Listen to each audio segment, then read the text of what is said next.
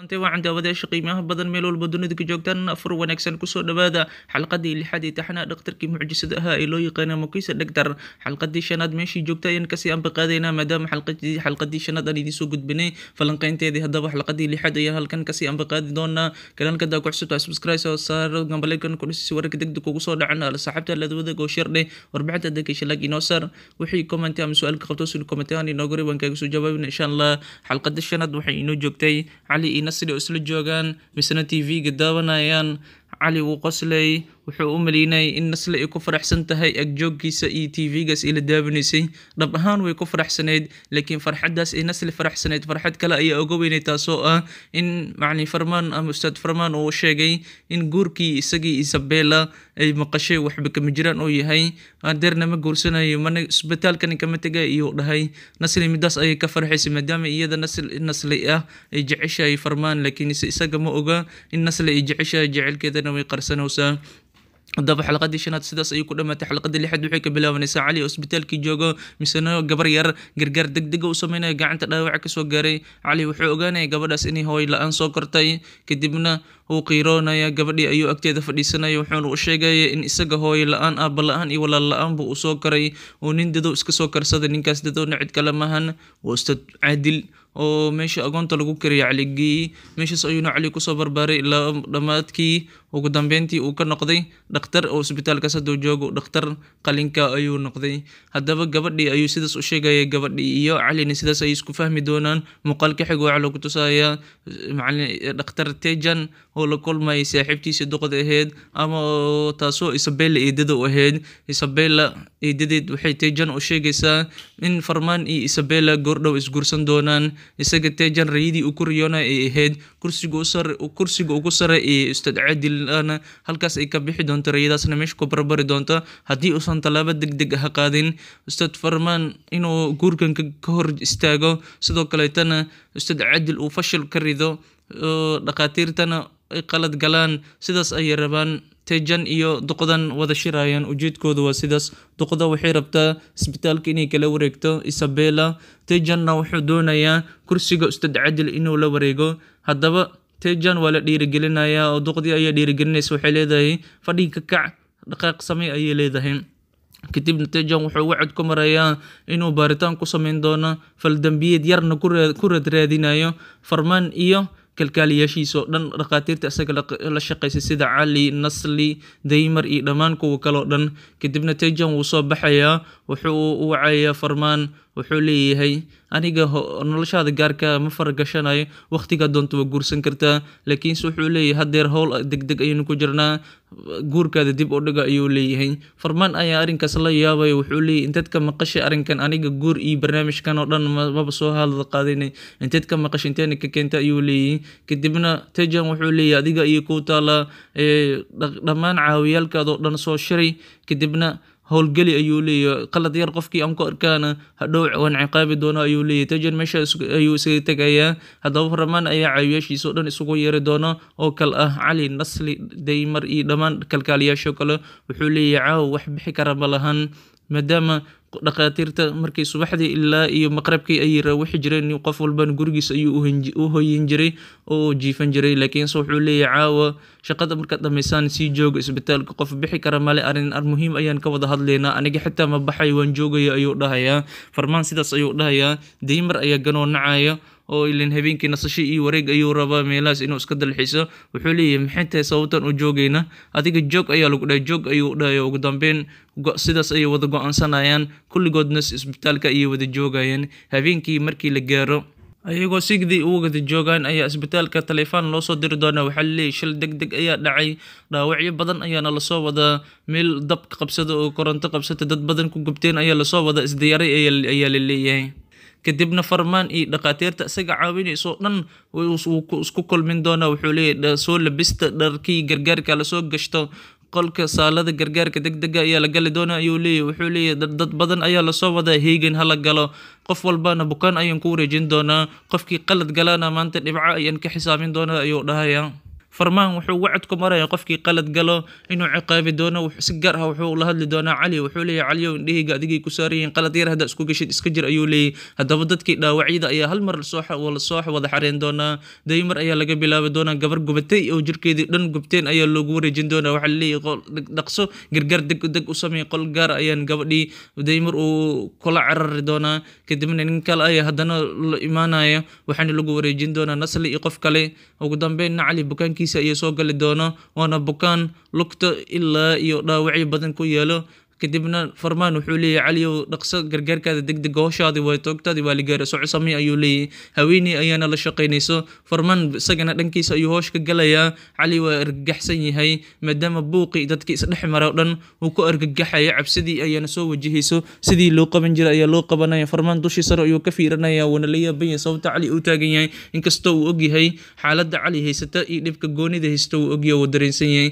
calina cabaar siduu u taagan yahay ugu dambeyn wuu soo baxaya qolkii gargaarka degdega ayuu soo galaya saalada qalinka yaanana dhihin qolkii gargaarka degdega ayuu soo galaya oo bukaano badan lagu daweynayo dhinac farmaan ayaa joogo dhinac nasle ayaa bukaan ku daaweynayso dhinac ayay wada joogaan kadibna waxaa imaan doonaan ustaad caadil iyo dhakhtar tejan ayaa wada imaan doonaan oo telefoon loo diri doonaa iyaga mar hore ayay shaqada ka tageen laakiin telefoon ayaa loo diray dhib shil ayaa dhacayso imaada ayaa lahay kadibna dharkoodii qaliinka ayay soo gashanayaan waxay caawin doonaan farmaan iyo dhaqaatiirtiis ayay caawin doonaan dhankooda ayayna hoosh ka galayaan cali sida uu cabsanaya ugu dambeyn bukaankiisii wuu daweynaya weliba kulligood wuu kaga fiicnaan doonaa farsamo fiican ayuu sameyn doonaa oo dhiigga ku joojinaya dhiigga bukaanka uu dhiig baxaya laakiinse dhiig joojin degdeg ayuu u sameynayaa midaasna waxaa wada daawan doonaan dhaqaatiirta oo dhan ayaa daawan doonaan ustaad caadil ayaa meesha imaanaya wuxuuna fiirinayaa farsamada cali sameynaya oo cajiib ah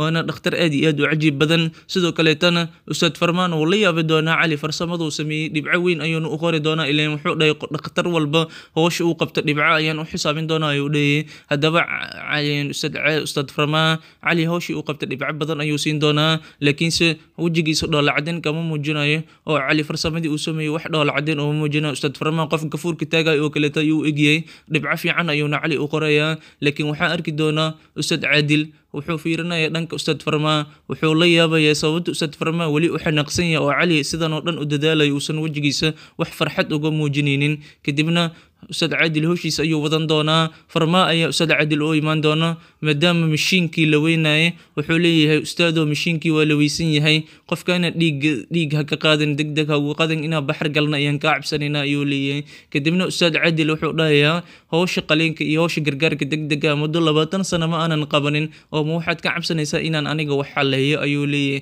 kadibna ustaad caadil farsamadiisa 20 sano kahor ayuu isticmaali doonaa bukaankii ayuuna gargaar degdeg u sameynaya dhiiggiina uu ka qaadayaa kadib markuu dhiigga ka qaado ustaad farmaa aad ayuu la yaabi doonaa sida farsamada ku dheehan cilmiga weyn uu meesha ka faa'iiday ustaad farmaa wax badan ayuu meesha ka faa'iidi doonaa cali farsamo cusub ayuu isticmaalay ustaad caadilna farsamo cusub ayuu isticmaalay farmaa indha ayaa kasoo hari doona laakiin caadil ayaa canaanan doona farmaa wuxuu leeyahay aniga adigoo kale ma iyo ayuu leeyahay howsheedii iyo khibradeeda waan leeyahay dadkana maxaqira ayuu leeyahay adigana dadka ayaad xaqirtaa farmaayo ayuu leeyahay farmaa ayaa hadalkaas la yaabi doona uu ka dabagali doonaa caadil wuxuu leeyahay ustaadow maxay tahay waxaad ku hadlaysa maxaan sameeyey ayuu lahayaa adiga maalintii cali aan isbitaalkan keenay ilaa iyo hadda waad daba taagantahay ayuu dhahay mar walba waan ku arkaa cali hadduu xumaan iyo wanaag sameeyo waad daba taagantahay mar walbana waxun ayaad ka sheegtaa maanta wuxuu hortaada ku sameeyey waa ujeeday bukaanka ayuu dhiig joojin u sameeyey weliba hab casri ah oo mucjiso oo dadka dhan la yaabeen xitaa wejigaada wax yar in dhoola cadeen ma aadan ka muujinin ayuu leeyahay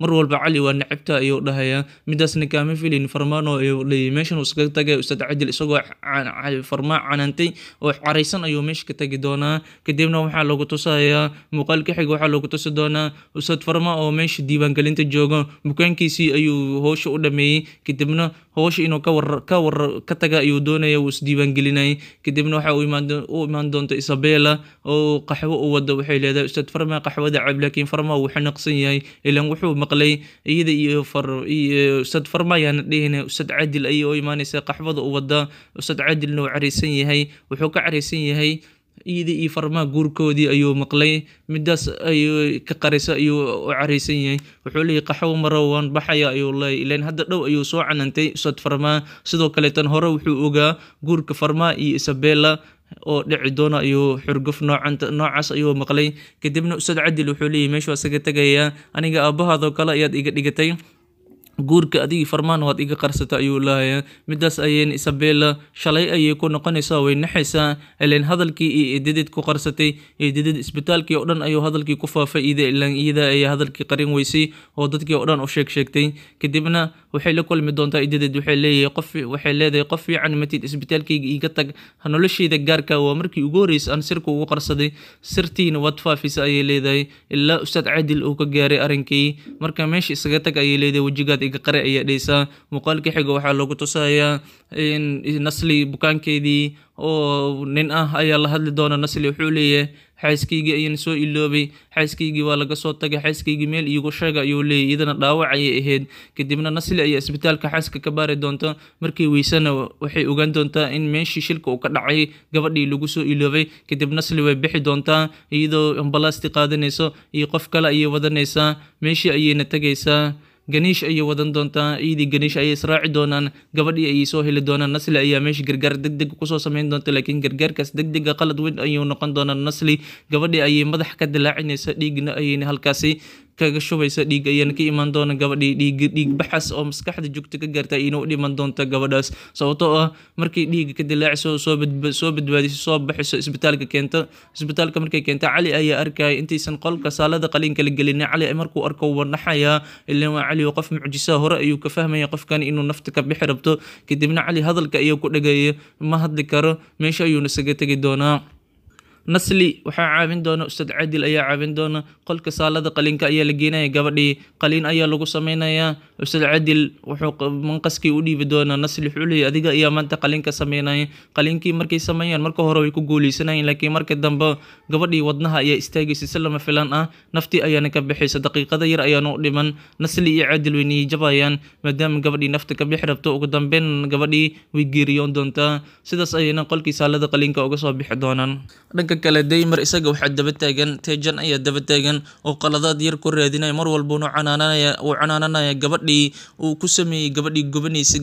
Daymar waxaa loo dhiibay oo bukaan ah, gabar iyada dhan wada gubatay ayaa loo dhiibay. Waxaa la leeyahay gabadhan gargaar degdeg u sameeyay. Gabadhii ayaa codsanaysa in muuqaalkeeda la tuso oo muraayad uu u dhiibo. Muraayadii ayuu u dhiibayaa. Muraayadii markay iska aragto, jirkeedii aragto uu gubtay, way niijabaysaa. Waxay leedahay yaa i guursanaya, yaa i raba hadeer, waxyaabo noocaas ayuu ku calaacalaysaa. Haddaba banaanka markuu usoo baxo, Tejan ayaa canaanan doona sababta uu falkaas u sameeyey. Qof bukaan ah sidaas looma sii nebi jabiyo, muraayadna looma dhiibo, wuu ku canaananayaa.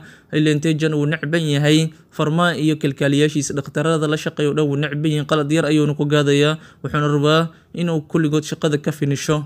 Ugu dambeyn Daymar wuxuu la xiriiri doonaa dibadda, wuxuuna leeyahay xal ayaan u helo maqaarkaada, maqaar fiican ayaana lagu sameynaya jirkaada, daawooyin fiican ayaa loogu sameynaya uu leeyahay. Midaas ayaa xoogaa Tejan ka dhoola cadeysiin doonta, maadaama Daymar uu fal fiican ku dhaqaaqay. Gabadhiina markii arrinkaas loo sheego way farxi doontaa. Muuqaalka xiga waxaa loogu tusayaa Nasli oo niyi jabsan misena qolkiisa isaga jirta. Cali ayaa u imaan doona, niyadda ayuu u dhisi doonaa maadaama uu ogaaday Cali bukaankii Nasli inuu geeriyooday, inay gabadhii geeriyootay ayuu Cali ogaanaya. Kadibna niyadda ayuu dhisayaa. Ugu dambeynna shaqadii meesha ayuu ku dhammaanaysa, qof walba bukaankiisa markuu daabay guryihii ayaa la kala aadayaa. Cali markuu soo baxo qolkiisa imaado, wadnaha ayaa garaacmi doona. Kadibna tijaabo ayuu isdahayaa, geedii wadnaha la saaraya ayuu saarayaa. Kadibna wadnihii ayaa garaacmaya. Wuxuu ka fikiraya kaliya Nasli ayaa qalbigiisa ku dhex jirto, wuxuuna Cali dareemi doonaa in dareen jecel uu qaaday Nasli oo ah gabadhii isbitaalka iskala shaqeynayeen, laakiin ma oga Nasli inay jeceshahay Ustaad Farmaa, inay jeceshahay. Xalqadii 6aad ee taxanaha dhakhtarkii mucjisada ahaa halkaas ayuu ku dhammaanayaa. Cali oo muraayada hortaagan, misena wadnihiisa garaaca, wadnihiisa la yaban iyo dareenka jecelka ku jiro isagoo la yaban. Xalqadii 6aad halkaas ayay ku dhammaan doontaa. Xalqada 7aad muxuu sameyn doonaa Cali? waan sugi doonaa, berita ayaan idiin soo gudbin doonaa insha Allah. Inta ka horeyso billahi tawfiiq. Asalaamu calaykum waraxmatullaahi wabarakaatu.